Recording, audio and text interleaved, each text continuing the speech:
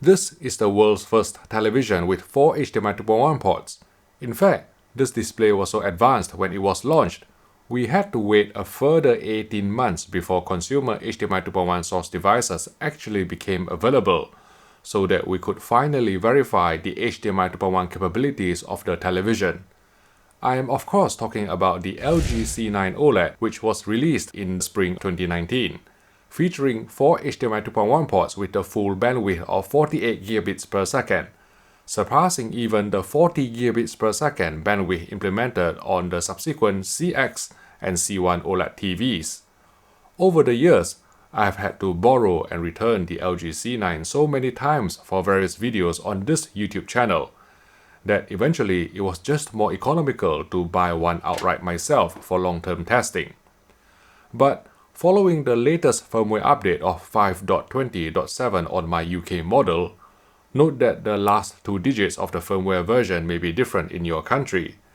I have finally decided to sell my LG C9 and say goodbye to it forever.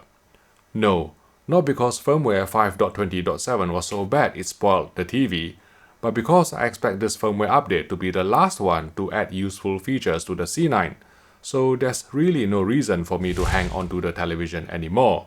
especially when I need to get a grip on the number of TVs gathering dust in my test room.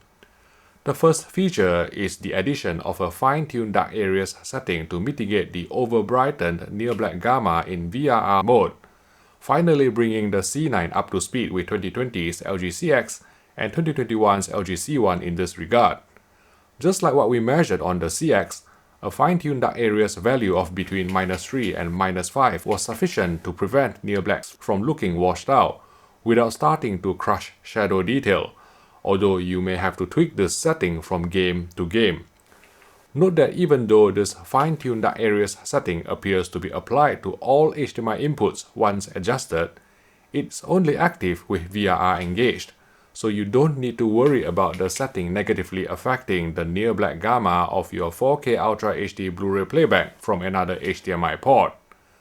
Similarly, you can't even adjust fine-tuned dark areas on the internal TV apps such as Netflix or Disney+, so they won't be affected by this setting at all. However, if you watch streamed content or physical media through your Xbox Series X or PC with VRR or G-Sync enabled on a system-wide basis, then the fine-tuned dark areas adjustment will be applied. So our recommendation is to either turn VRR off before watching Netflix or 4K Blu-rays with VRR engaged on these consoles or PC, or refrain from using your Xbox or PC for media consumption.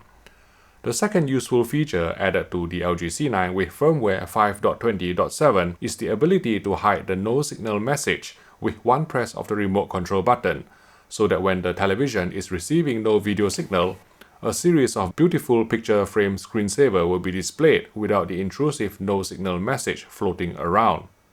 As mentioned earlier, I expect the fine-tuned dark areas setting and the removal of the no signal message to be the final 2 big features added to the C9. I'm not saying that the TV won't receive any more firmware updates in the future,